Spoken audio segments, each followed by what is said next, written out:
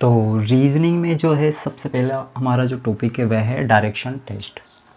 Direction test यानी दिशा परीक्षण। दिशा परीक्षण पढ़ने के सबसे पहले हमें कुछ सामान्य सी बातें पता होनी चाहिए, जैसे कि दिशाएं। दिशाओं की जानकारी होना अनिवार्य है। तो यहाँ पर हम बात करते हैं दिशाएं। दिशाएं तो जिस प्रकार से आपके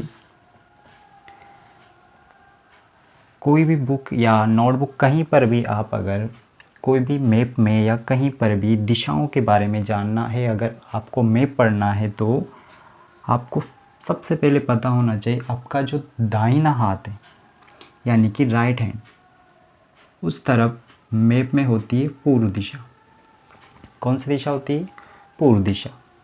पूर्व दिशा यानी कि नॉर्थ, सॉरी ईस्ट। कौन सी? ईस्ट दिशा, ईस्ट डायरेक्शन। इसके विपरीत दिशा कौन सी हो जाएगी? इसके विपरीत दिशा हो जाएगी पश्चिम यानी कि वेस्ट। ओके, अब बात करते हैं ऊपर की ओर कौन सी दिशा हो जाएगी?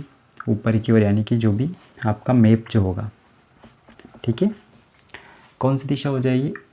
उत्तर यानी कि नॉर्थ। बात करते हैं मैप के नीचे की ओर कौन सी दिशा हो जाएगी? दक्षिण। दक्षिण यानी कि साउथ। तो इस प्रकार से बात करते हैं पहले पॉइंट की। तो 4 प्रमुख दिशाएं होती है। कितनी होती है? प्रमुख दिशाएं होती है। दूसरे पॉइंट की हम अगर बात करें तो 4 क्या होती है? उप दिशाएं होती है। 4 होती है उप दिशाएं। अब यहाँ पर हम अगर बात करें तो एक तो आपके उत्तर दिशा। कौन सी दिशा? उत्तर दिशा और दक्षिण दिशा को आधार मानकर उप दिशाओं के नामकरण यहाँ पर किए गए हैं। वो नामकरण किस प्रकार से किए गए हैं? तो उत्तर और पूर्व के मध्य में जो भाग है, इस दिशा को मान लेते हैं, ये जो भाग है पूरा, इस दिशा को क्या नाम दिया गया है? उत्तर पूर्व। उत्तर पहले लिखा जाता है, पूर्व बाद में, क्योंकि उत्तर और दक्षिण को आधार मानकर उप दिशाओं के नामकरण यहाँ पर किए गए। तो यहाँ पर पूर्व पहले ना आकर क्या लिखा होता है किताबों में? उत्तर पहले और पूर्व बाद में, यानी कि उत्तर पूर्व। ठीक है, तो आप इसको मान सकते हैं उत्तर पूर्व इसको। तो ये जो दिशा इस प्रकार से होगी, दोनों के मध्य में वो कौन सी दिशा होगी? उत्तर पूर्व दिशा वो कहलाएगी। ठीक है, बात करते हैं अब पूर्व और दक्षिण के मध्य की। अगर हम बात करें तो यहाँ पर हम बात करते हैं इस दिशा का नाम जो होगा वह हो जाएगा दक्षिण पूर्व। दक्षिण पूर्व होगा, ना कि पूर्व दक्षिण, क्योंकि दोनों ही दिशाओं को यहाँ पर मैंने बताया है अभी, यहाँ पर क्या माना गया है? आधार, दक्षिण पूर्व। बात करते हैं आगे पश्चिम और दक्षिण के मध्य की जो दिशा जो होगी, इस दिशा को क्या नाम दिया गया है? दक्षिण पश्चिम, न कि पश्चिम दक्षिण। ठीक है, बोलने में तो हम बोल सकते हैं, पर वास्तविक इसका नाम क्या है? दक्षिण पश्चिम, क्योंकि दोनों का आधार माना गया है। तो दक्षिण पश्चिम में सबसे पहले किसका नाम लिखेंगे? दक्षिण का, क्योंकि दोनों के मध्य है। तो पश्चिम पहले नहीं लिखेंगे, दक्षिण पहले लिखेंगे, क्योंकि ये आधार दिशा है। बात करते हैं यहाँ पर उत्तर और पश्चिम की। उत्तर पश्चिम की अगर हम बात करें तो पश्चिम और उत्तर के मध्य में है, तो यहाँ पर इस दिशा का नामकरण जो होगा वह होगा उत्तर पश्चिम। ठीक है, तो ये सामान्य से जो जानकारी है आपको पता होनी चाहिए। आगे हम बात कर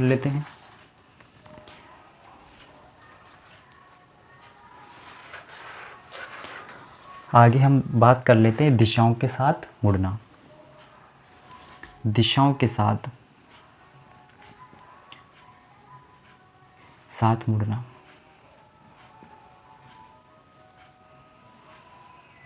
दिशाओं के साथ मुड़ना। अब दिशाओं के साथ मुड़ना तो दो प्रकार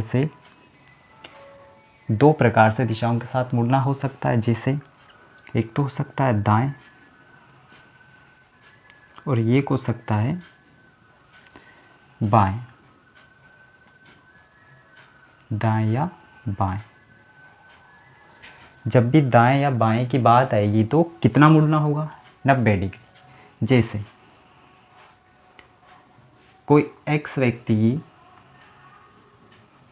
इस पूर्व दिशा में अगर जा रहा है और पूर्व दिशा में ये 5 किलोमीटर चलने के बाद में दक्षिण दिशा में मुड़ जाता है। दक्षिण दिशा यानी कि नीचे की ओर इस प्रकार से मुड़ेगा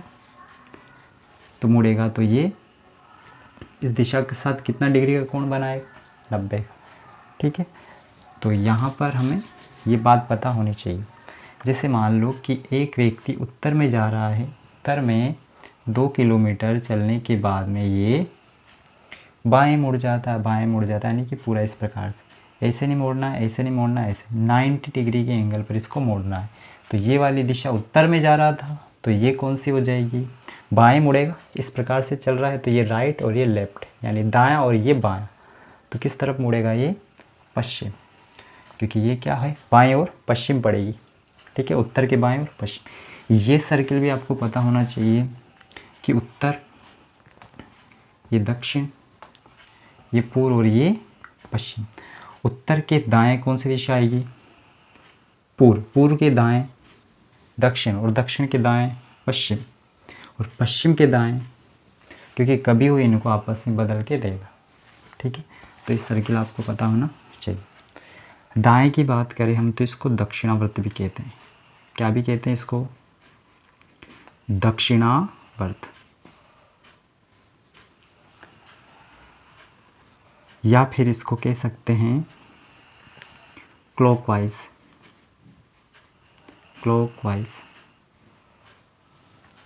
क्लॉकवाइज यानी घड़ी की दिशा में। दक्षिणावर्त या क्लॉकवाइज एक ही बात है, घड़ी की दिशा में। ठीक है, घड़ी की सुई जो है, ये घड़ी और घड़ी की सुई किस दिशा में घूमती है? इस दिशा में घूमती है, इस दिशा में दाएं हाथ की ओर।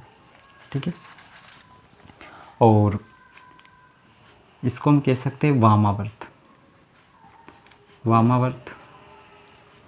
वामावर्त यानी कि एंटी क्लॉकवाइज। एंटी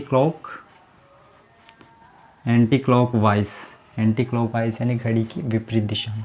ठीक है, यानी कि बाएं ओर। तो ये सामान्य सी जानकारी जो आपको पता होनी चाहिए। प्रश्न है आपका,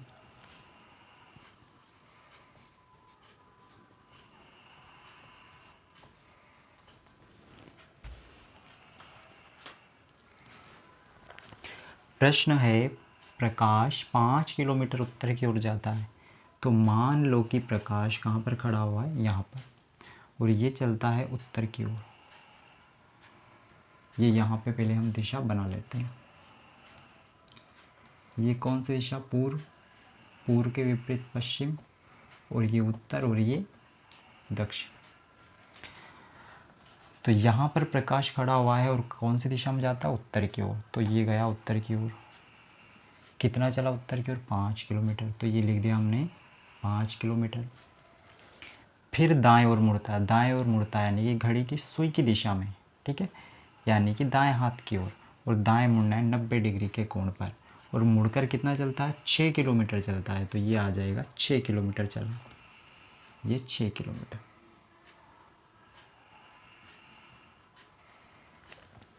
फिर दाएं ओर मुड़ता है यानी कि वापस से दाएं ओर मुड़ेगा। यानी घड़ी की सुई की दिशा में, यानी कि नीचे की ओर। ठीक है, दाएं ओर मुड़कर कितना चलता है? 5 किलोमीटर चलता है। तो वापस से ये 5 किलोमीटर चला, ये 5 किलोमीटर जाता है। तो बताओ अब वह प्रारंभिक स्थान से कितनी दूरी पर है? अब यहाँ पर देखो, ये 90 का, ये 90 का। तो यहाँ पर हम ध्यान से अगर देखेंगे तो ये 6 किलोमीटर है। तो इन दोनों बिंदुओं के मध्य दूरी भी 6 किलोमीटर ही होगी, क्योंकि ये दोनों क्या है? समान। तो कितनी दूरी होगी दोनों के मध्य? 6 किलोमीटर। आंसर क्या आ जाएगा? 6 किलोमीटर।